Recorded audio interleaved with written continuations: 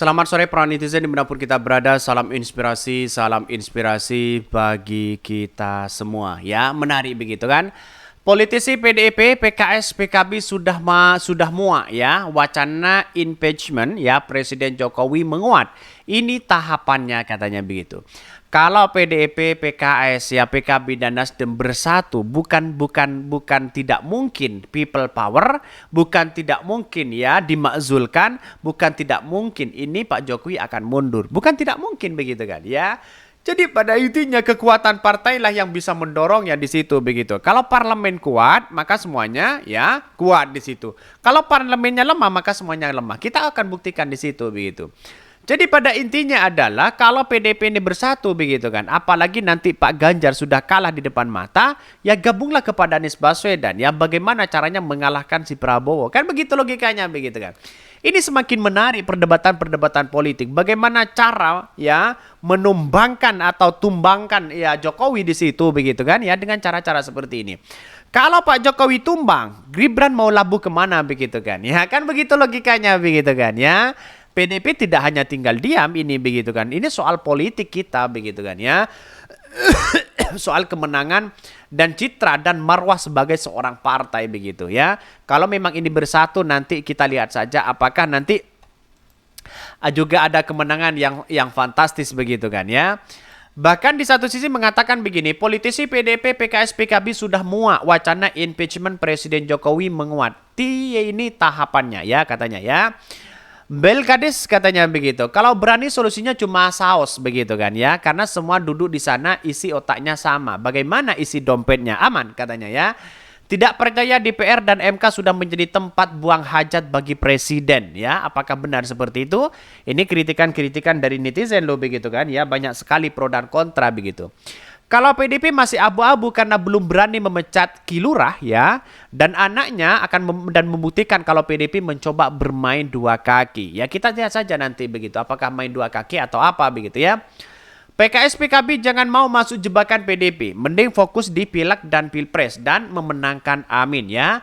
Politisi jangan ngomong aja, sudah tahu kerusakan di depan mata, penyelewengan di depan mata, perampokan begitu terang benderang masih saja berwacana. Ini banyak sekali pro dan kontra begitu ya.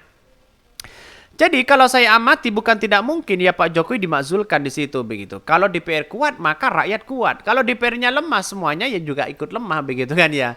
Jadi semuanya tergantung dari ya parlemen karena sebagai suara rakyat di situ begitu.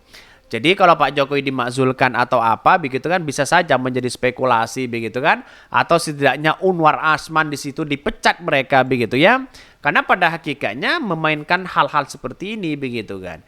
Jadi bagaimana dengan negara demokrasi? Demokrasi kan sudah mati hari ini begitu kan ya. Nasdem kok nggak ikutan ya? Sebaiknya segera dipercepat agar demokrasi dan konstitusi negara ini terselamatkan ya katanya. Ini banyak sekali komentar-komentar dari netizen di situ begitu ya. Bahwa persoalan-persoalan semakin amburadul ya, cawe-cawe politik dan kepentingan-kepentingan politik semakin merajalela, bisa saja di situ ya masyarakat sudah muak di situ begitu kan ya. Tidak hanya para parpol, masyarakat pun juga muak begitu kan.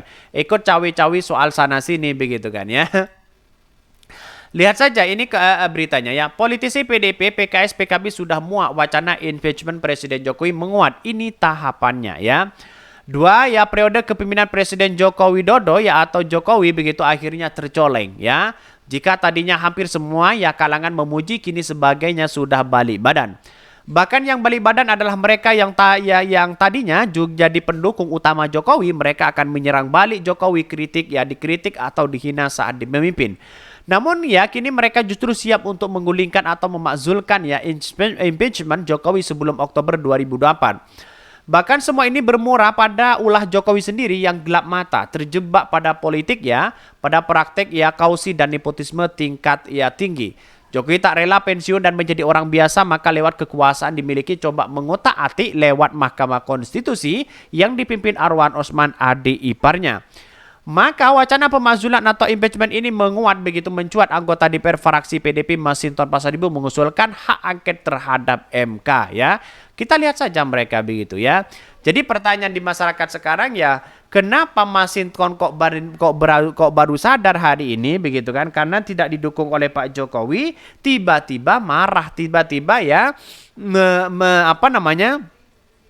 mengajak yang lain untuk memajulkan Pak Jokowi. Itu pertanyaan juga begitu kan. Logika-logika seperti itu kan masuk akal begitu kan. Kenapa PDIP setelah ditinggal Pak Jokowi semakin menggema sana sini kritik Pak Jokowi begitu kan ya. Inilah politik kita begitu kan ya. Politik kita itu tidak ada yang namanya lawan, tidak ada yang namanya kawan begitu, yang ada atas nama rasa kepentingan. Kira-kira seperti itulah begitu kan. Kalau saya simpulkan dari politik Pak Jokowi begitu ya.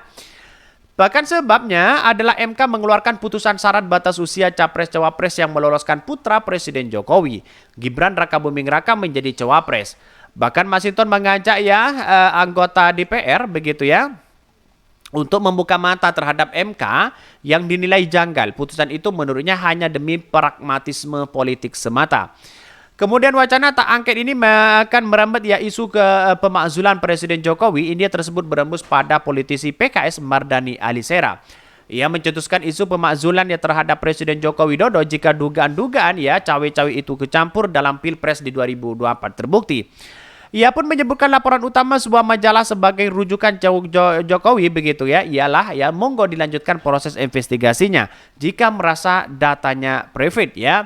Wakil Ketua Umum Partai Kebangkitan Bangsa PKB Jazilul Fawait mengaku mendapatkan masukan masyarakat terkait wacana pemakzulan presiden. Putusan itu dianggap bermasalah karena dianggap sengaja memberikan jalan bagi putra Presiden Joko Widodo. Terlebih Ketua MK Mahkamah Konstitusi Anwar Usman merupakan ipar Jokowi ya. Sementara usulan hak angket sebagainya sebagai bentuk kekecewaan terhadap MK yang dinilai sengaja memberikan karpet merah kepada Gibran. Sudah kelihatan mereka begitu. Apa yang dipertontonkan selama ini? Drama-drama apa begitu kan? Kan begitu logikanya begitu ya. PDIP ngotot untuk memakzulkan Pak Jokowi ya, sedangkan yang lain masih memikirkan jangan-jangan hanya ikut-ikutan semata, kan begitu logikanya. Jangan-jangan ini ya PDIP atas kecewa itu lalu kemudian ingin ya partai-partai itu ditarik di situ begitu. Bisa saja seperti itu begitu. Jadi pada intinya politik kita itu cerah gimana begitu. Saya tertawa aja begitu kan. Kenapa? Karena di satu sisi melihat ya bangsa kita kok bisa diginiin begitu kan ya. Sedangkan pengamat politik dari Formabi begitu kan ya, Lucius Karus menilai bahwa DPR harus memastikan hak dulu begitu ya. Hak angket dulu bisa berjalan mulus di parlemen baru bicara pemakzulan katanya ya. Kalau hak angket tidak bisa gimana begitu kan ya, akibatnya lemahnya di situ begitu.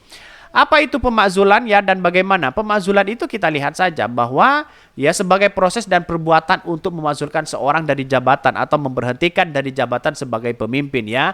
Kalau pemimpinnya di situ ya nepotisme, KKN dan sebagainya itu dilakukan begitu kan ya, atau ya setidaknya cawe-cawe politiknya di situ begitu kan demi dinasti politik bisa saja dimakzulkan di situ begitu ya. Sayang seribu sayang.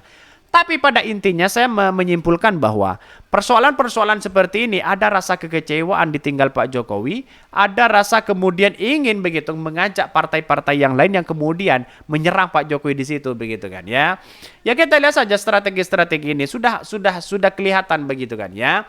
Mana yang baik dan mana yang tidak. Saya kira tidak akan pernah terjadi pemakzulan ini selama di parlemen masih kuat. Ya kira-kira seperti itu begitu. Jadi kalau bersatu di parlemen bisa saja kemungkinan rakyat itu bersatu. Kalau tidak bersatu, ya mana mungkin bisa memakzulkan seorang Jokowi di situ begitu kan.